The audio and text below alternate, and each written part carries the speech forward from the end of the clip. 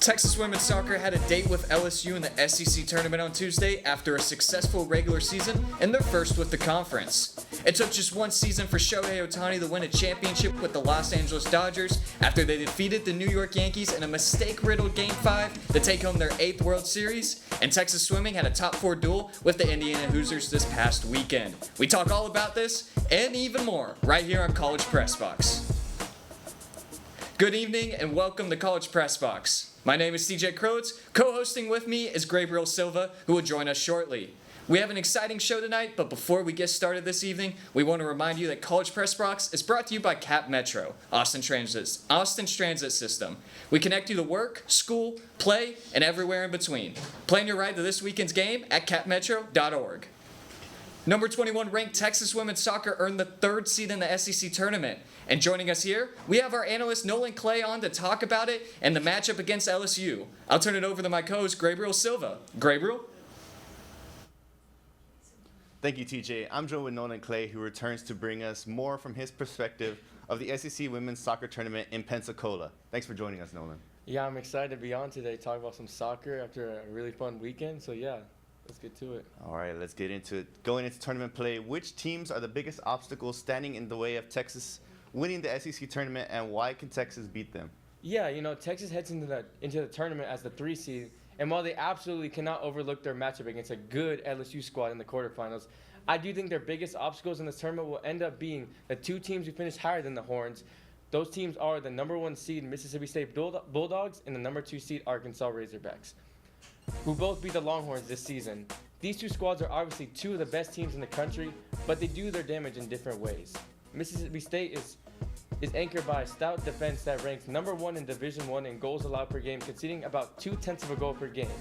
Arkansas, on the other hand, is led by a flying attack that ranks number 1 in Division I in goals scored per game, with almost 4 goals netted per game. While this seems like a daunting task for the Longhorns, they do have some hope. Texas showed during the regular season that they could compete with these teams, as they only lost to both of these squads by 1 goal each. The Longhorns also have 2 of the most prolific players in the country in Lexi Misable and Amalia Villarreal. At any moment, these players can change a game with a moment of brilliance, which is such a luxury for a team to have. Winning this tournament definitely won't be easy, but Texas does have the talent to compete with the best of the best. All right, thanks for that, Nolan. What are a couple of specific weaknesses that Texas needs to improve on if they want to win the SEC tournament, and how can they try to fix them? Yeah, I think there's one thing that the Horns do need to tighten up heading to the postseason play, and that is their defense.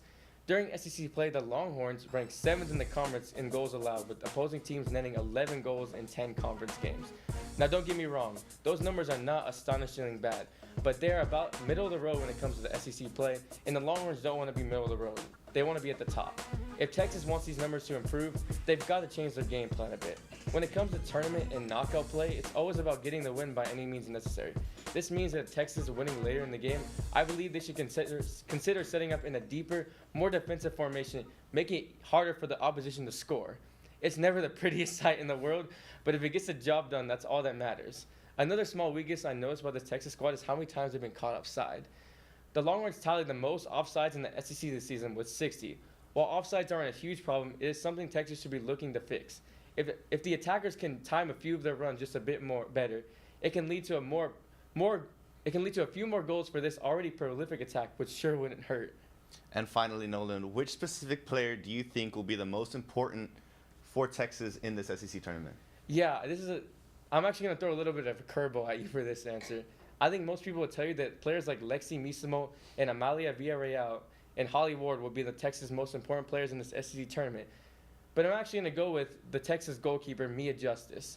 As a goalie myself, I may be showing a little bit of bias here, but when it comes to SEC tournament play all over the world, we've seen time and time again that goalies can put their team on their back. Mia Justice has shown that ability as well. I don't know if you remember this, but when Texas won the Big 12 tournament last year, Mia Justice won the defensive player of the tournament. With this being her senior season, Justice will want to end her career with a bang, and as she's shown, she can be a huge part in helping Texas not only win the SEC tournament, but make a run in the NCAA tournament. Thank you so much for that, Nolan. We'll pass it back to TJ at the desk. Thank you, Nolan and Gabriel. That was great analysis. When we return to College Press Box, a World Series champion has been crowned. Joseph Duffy returns to College Press Box with a signature Unhooked segment. Don't go anywhere.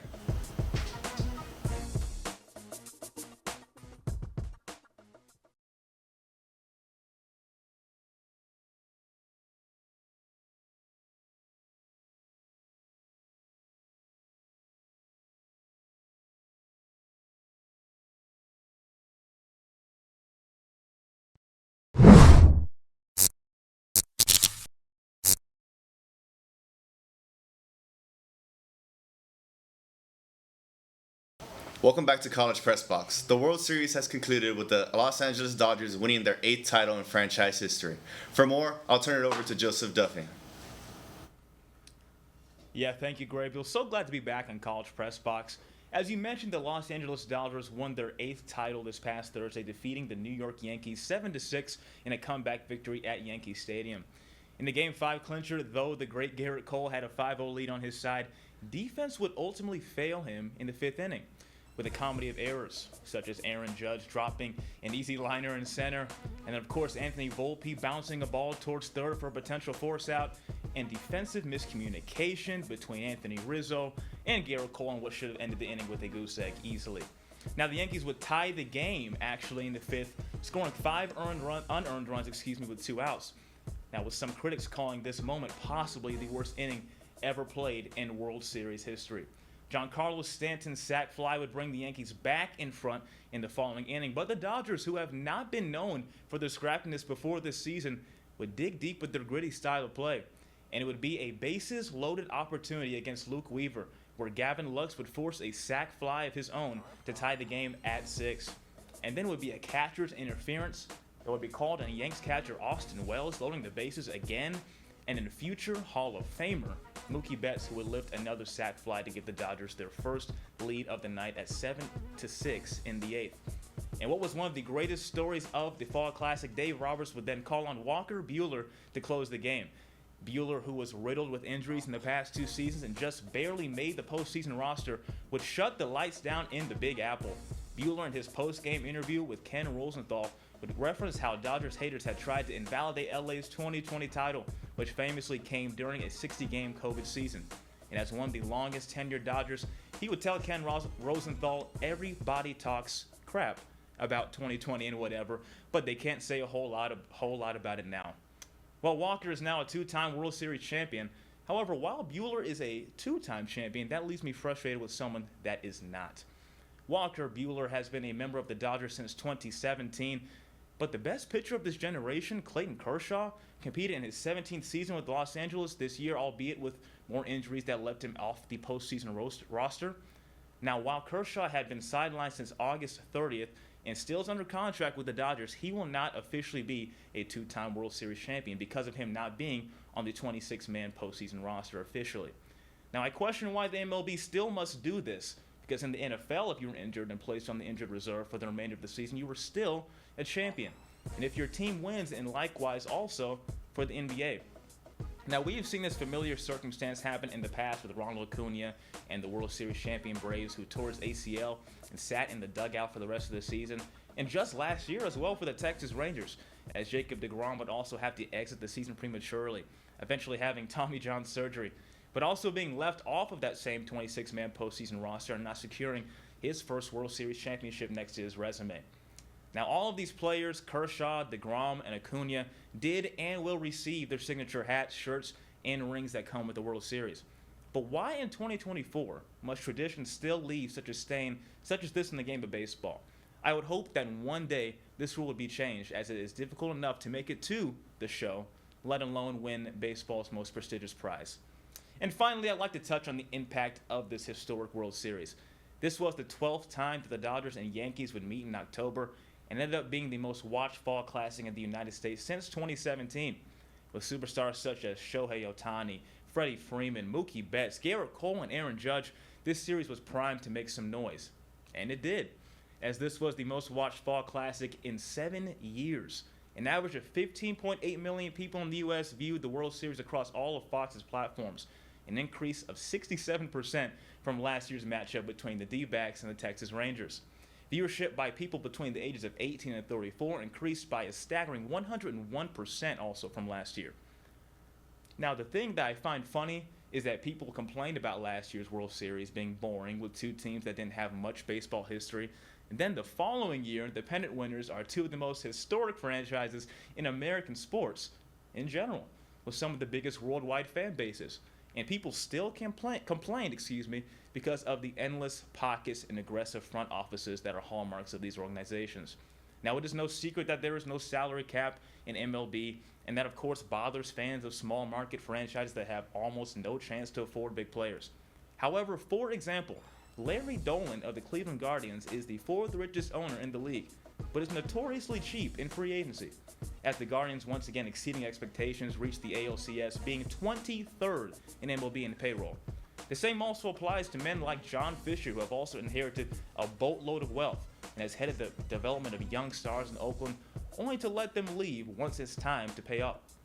That's why it's long overdue, in my opinion, for the MLB to implement a salary floor. The big problem, however, is that there is not a floor without a cap. And I don't think that MLB players would campaign for a cap if that means that their earnings would take a hit with such a domino effect. Nonetheless, I would hope for more fans to look towards their front offices before being envious of how Los Angeles and New York run business, because at the end of the day, all these owners are billionaires and shouldn't be treated like they are scrounging for a dime. So in closing, I wish that this World Series would have gone further, and you could argue that the ratings could have been even better, but I was glad to see a historic rivalry in 2024, and so for that, that'll do it for me. I'll send it back to Graybiel. Thank you for that insightful analysis, Joseph. When we come back on College Press Box, Texas Swimming had a top 10 matchup against the Indiana Hoosiers this past Friday. We'll update you on how they fared when we come back.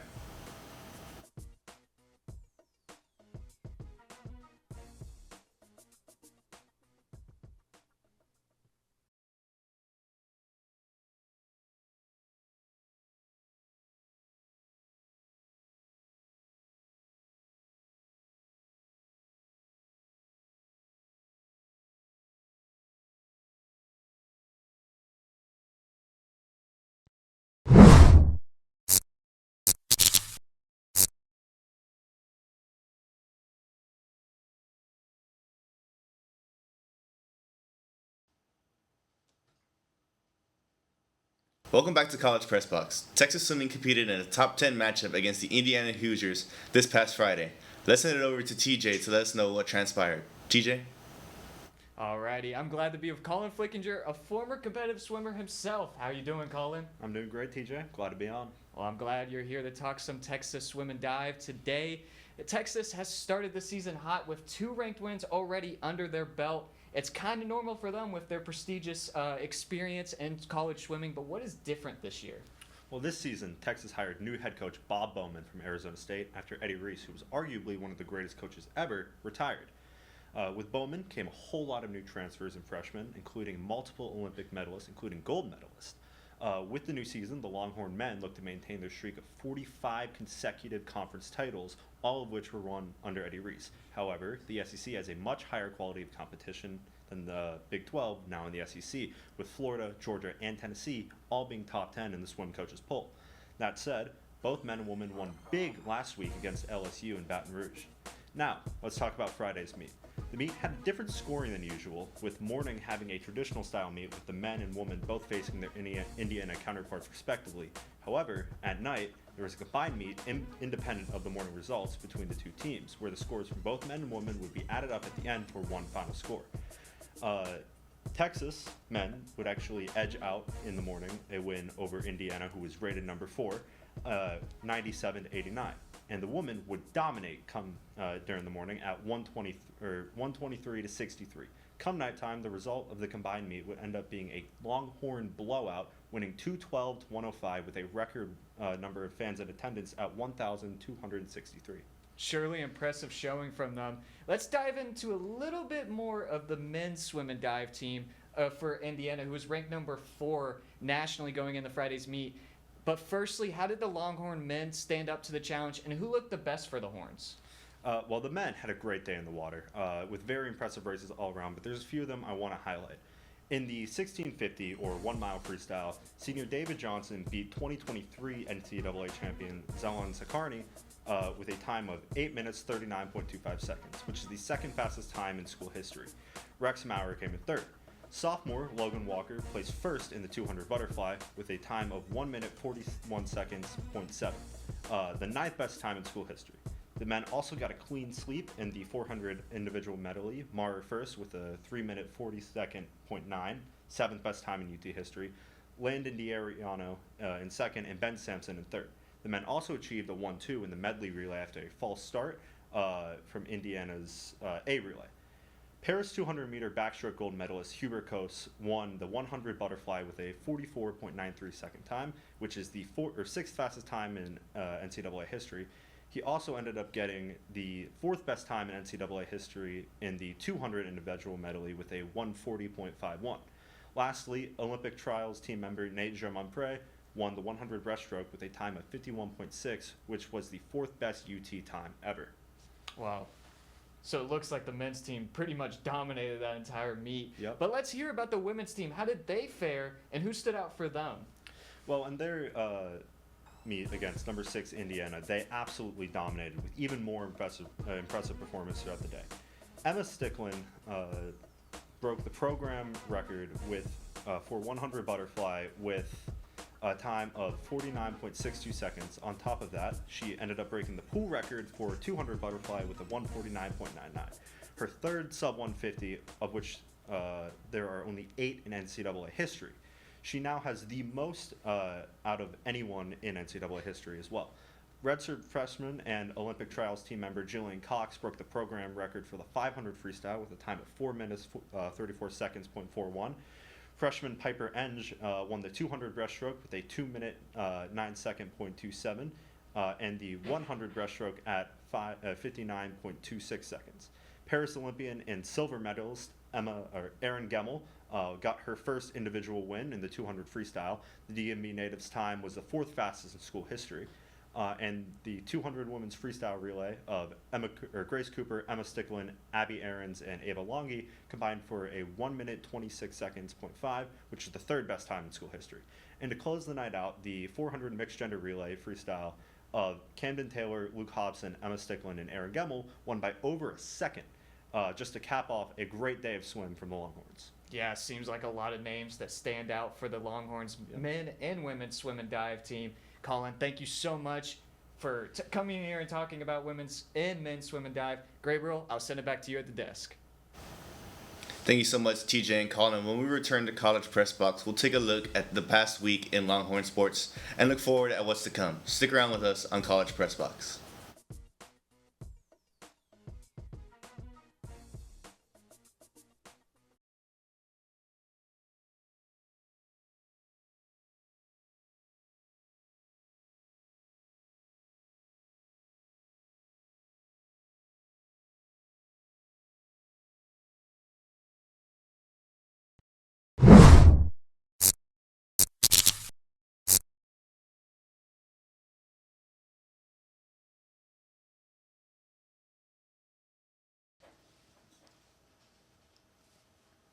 Welcome back to College Press Box. Let's take a look at this past week in Longhorn sports.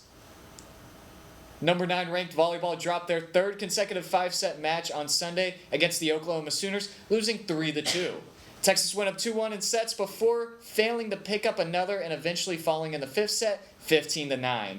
This marks the first time since 2011 that Texas has lost 3 straight. The volleyball team has dropped to 12-6 on the season and 7-3 in SEC play. Men's cross country finished 4th overall with 152 points. The team was led by Isaac Alonso's 7th place finish in the 8K. He finished with a time of 22:38.5 and shed 40 seconds off his previous best. Alonso earned first team All SEC honors for finishing in the top 7. Women's cross country finished 5th in the SEC Cross Country Championship. The team was led by senior Ava Jess, who recorded a 22-second best time in the 6K at 19 minutes 38 seconds .1. The women finished behind Alabama, Tennessee, Florida, and Arkansas. Additionally, the women's and men's cross country teams brought home a win for the Longhorns in the Con Holdings Lone Star Showdown, finishing above rival Texas A&M in both matches. Now let's take a look at this week in Longhorn sports. On Wednesday, Texas volleyball plays at Mississippi State in Starksville. That will be at 6 p.m. on SEC Network Plus. On Friday, the men's basketball team will play their first home game of the season against Houston Christian at 7 p.m. on SEC Network Plus. On Saturday, Texas football will take on the Florida Gators after their bye week at 11 a.m., and that game will be on ABC.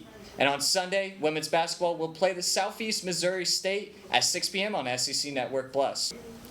And that will conclude this week's edition of College Press Box. Please make sure to tune in to our other shows this week, including College Crossfire, Wednesdays airing at 9 p.m., and the One and Know Sports Show on Fridays now at 11 a.m. Thank you to our analysts, everyone in Master Control, our executive producer Joseph Duffy, and everyone else at TSTV. I'm Gabriel Silva. He's TJ Krylowitz. Thank you for joining us, and have a good night.